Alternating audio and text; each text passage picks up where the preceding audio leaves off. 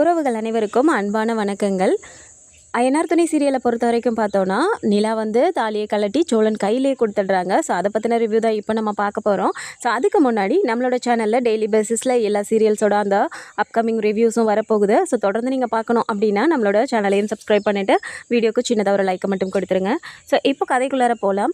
First பல்லவனுக்கு வந்துட்டு காய்ச்சல் அடிக்குது இல்லையா? ஸோ காய்ச்சலில் அவர் ரொம்பவும் அவதிப்பட்டு இருக்கும்போது சோழன் போயிட்டு நான் பார்த்துக்கிறேன் அப்படின்னு சொல்லிட்டு பார்த்துட்டு இருந்தவர் ஒரு கட்டத்தில் அவரை பார்க்குறதே இல்லை. ஏன்னு கேட்டோன்னா, போய் நிலாக்கு நீ கால் பண்ணி பேசு, எங்கே இருக்கா, வீட்டுக்கு வர சொல்லு, இப்படிலாம் சொல்லிட்டு நீ பேசுனா அவள் பேசுவா அப்படின்னு சொல்லிட்டு ரொம்பவும் அவரை போய் புஷ் பண்ணிகிட்டே இருக்காரு. ஸோ பல்லவன் என்ன சொல்லிடுறாரு, அண்ணன் நீ எப்பப்போ எப்படிலாம் பேசுவோன்னு எனக்கு நல்லாவே தெரியும், நீ சரியான ஃப்ராடுண்ணே, நான் அப்படிலாம் பண்ண மாட்டேன், எனக்கு தூக்கம் வருது அப்படின்னு சொல்லிடுறாரு. ஆமாம், இவன் பெரிய கை குழந்தை, அதனால் இவனுக்கு டயாப்பர் மாற்றிட்டு இந்த வேலையெல்லாம் நான் பார்க்கணுமா, போடா சின்ன காய்ச்சலுக்கு ஓவராக சீன் போடுவான் அப்படின்னு சொல்லிட்டு அவர் கோச்சிட்டு போய் உட்காந்துடுறாரு. ஸோ அவர் கவனிக்கவே இல்லை.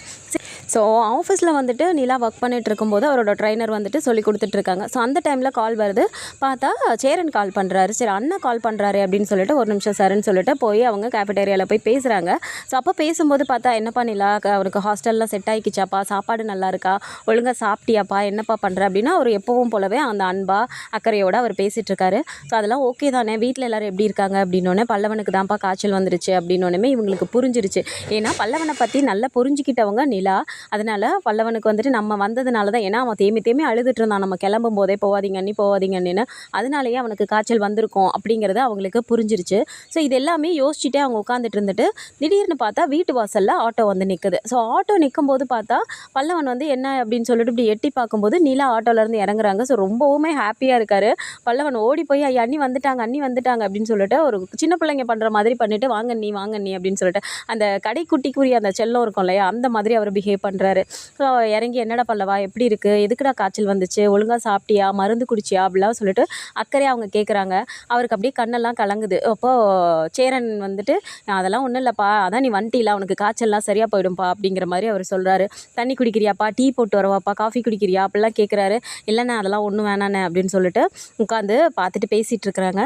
ஸோ அப்போ வந்து பார்த்தா சோழன் வராரு. வந்த உடனே நிலாவை பார்த்தோன்னே ரொம்பவும் ஷாக் ஆயிடுது. வந்துட்டீங்களா அப்படின்னு சொல்லிட்டு, எனக்கு தெரியுங்க, நீங்கள் எப்படி இருந்தாலும் நீங்கள் வீட்டுக்கு வந்துடுவீங்கன்னு தெரியும் அப்படின்னோடனே இவங்க சேரில் உட்காந்துட்டு கேட்குறாங்க, உங்களுக்கு எப்படி தெரியும் அப்படின்னு சொல்லி கேட்டோன்னே, என்ன தான் நமக்குள்ளே பிரச்சனை போனாலும் உங்களுக்கு வந்துட்டு அந்த கழுத்தில் இருக்க தாலியை கலட்டணும்னு உங்களுக்கு தோணவே இல்லை பார்த்தீங்களா, அங்கே தாங்க நான் நிற்கிறேன் அப்படிங்கிற மாதிரி இவர் எப்போவுமே பேசுகிற அந்த பெருமை பேசுகிற மாதிரியே பேசி லொடன்னு அவரை இதை கெடுத்துக்கிறாரு. ஸோ இப்போ நிலாவை பொறுத்த வரைக்கும் என்ன, அவங்க ஆக்சுவலாக போனது நான் பல்லவனை பார்க்க தான் போனேன் அப்படின்னு சொல்லிட்டு அவங்க சொல்லிட்டாங்க. ஸோ இவர் திரும்பவும் இந்த மாதிரி ஒரு ஸ்டேட்மெண்ட்டை சொன்னதுனால இவங்களுக்கு ரொம்பவும் கோவம் வந்துடுது. டக்குன்னு எந்திரிச்சு போயிட்டு அவங்க எந்த ஒரு விஷயத்தை வந்து சோழன் வந்துட்டு செய்யணும் அல்லது செய்யக்கூடாதுன்னு சொல்கிறாங்களோ அதுக்கு அப்படியே ஆப்போசிட்டாக தான் நிலா பண்ணுற மாதிரியான கேரக்டர் கொண்டு வந்திருக்காங்க.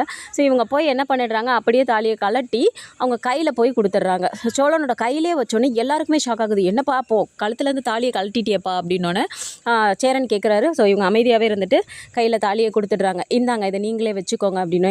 என்னங்க இப்படி பண்ணிட்டீங்க அப்படின்னோடனே, ஆமாம் இந்த தாலி என் கழுத்தில் இருந்தனால தானே இந்த தாலி சென்டிமெண்ட்டை வச்சுட்டு நீங்கள் வந்து ஓவர் அட்வான்டேஜ் எடுத்துட்டீங்க.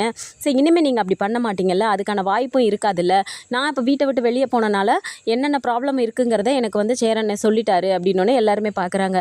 என்ன அப்படின்னா, எல்லாருமே வந்துட்டு உன் தம்பி பொண்டாட்டி வீட்டை விட்டு போயிடுச்சாமே, அந்த வீட்டோட ராசி அப்படி, யாருமே அந்த வீட்டில் இருக்க மாட்டாங்க பொண்ணுங்களே, அப்படிலாம் வந்துட்டு பேசுனாங்க அப்படின்னு சொல்லிட்டு சேரன் வந்துட்டு ஃபீல் பண்ணி சொல்லியிருக்காரு. ஸோ அதனால் வந்துட்டு இவங்க நம்மளால் இந்த குடும்பத்துக்கு எந்த இதுவும் வரக்கூடாது, நம்ம அந்த வீட்டில் இருக்கணும், ஆனால் வந்துட்டு அந்த தாலியை போட்டுட்டு தான் இருக்கணும்னு அவசியம் இல்லையே அப்படின்னு சொல்லிட்டு தான் கலட்டி கொடுத்துட்றாங்க. ஸோ இதெல்லாம் பார்க்கும்போது சோழனுக்கு வந்து ரொம்பவும் ஃபீல் ஆகுது. வேகமாக பல்லவன் போய் என்ன சொல்கிறாரு, ஏன்னா நீ வாயை வச்சுட்டு சும்மாவே இருக்க மாட்டியா, நல்ல வேலை அண்ணியை கோவம் ஏற்றி விட்டுட்ட, அவங்க டக்குன்னு இதை வச்சுட்டு கிளம்பி போயிடுவாங்களோ, நான் ஒரு நிமிஷம் பயந்துட்டேன், நல்ல வேலை தாலியை மட்டும் கழட்டி கொடுத்துட்டு அண்ணி உள்ளே போயிட்டாங்க அப்படின்ற மாதிரி அவர் பல்லவன் சொல்கிறாரு. உடனே சோழன் என்ன சொல்கிறாரு, ஏண்டா தாலியை கழட்டி என் கையில் கொடுத்துட்டு போகிறா, நான் ஃபீல் பண்ணிட்டு நிற்கிறேன், அதை பற்றியெல்லாம் உங்களுக்கு அக்கறை இல்லை, அவள் வந்துட்டா உள்ளே போயிட்டாங்கிறத மட்டும்தான் உங்களுக்கு பெருமையாக பேசுகிறீங்களாடா அப்படின்னு சொல்லிட்டு சொல்லும்போது, அப்போ பாண்டியன் என்ன சொல்கிறாரு, இது எல்லாம் தெரிஞ்ச விஷயம் தானே, நீ வாயை வச்சுட்டு சும்மா இல்லாமல் உனக்கு என்னென்ன தேவையோ எல்லாத்தையும் நீயே தாண்டா ஏற்படுத்திக்கிற அப்படின்னோடனே, சும்மாறா கோவம் வந்துடும் எனக்கு அப்படின்னா, பின்னென்ன அன்னைக்கு நீ பாட்டுக்கு ஒரு விஷயத்த பண்ண போய் தான் இப்போ இவ்வளோ பெரிய பிரச்சனையில் வந்து நிற்குது, இப்போ திரும்பவும் அவங்க பாட்டுக்கு தான் வந்து உட்காந்துருந்தாங்க, உங்ககிட்ட கேட்டாங்களே ஏதாவது, நீயா சரி வந்துட்டாங்க கொடுத்துட்டாங்களா சந்தோஷம் அப்படின்னு சொல்லிட்டு சரிங்க அப்படி இப்படின்னு சொல்லிட்டு மன்னிப்பு கேட்டுட்டு அப்படி இப்படின்னு சொல்லிட்டு நீ பாட்டு போகாமல் தாலிலாம் போட்டுட்ருக்கீங்க, நீ பாட்டுக்கு போய் பெருமையாக பேசிகிட்டு இருக்கிற, அதான் அவங்க கழட்டி கொடுத்துட்டாங்க, பாடா நீ இதெல்லாமே ஒன்றால் நீ ஏன் எல்லாமே உனக்கு அமைச்சிக்கிற அப்படிங்கிற மாதிரி பாண்டியன்னு சொல்லிட்டு போயிடுறாரு.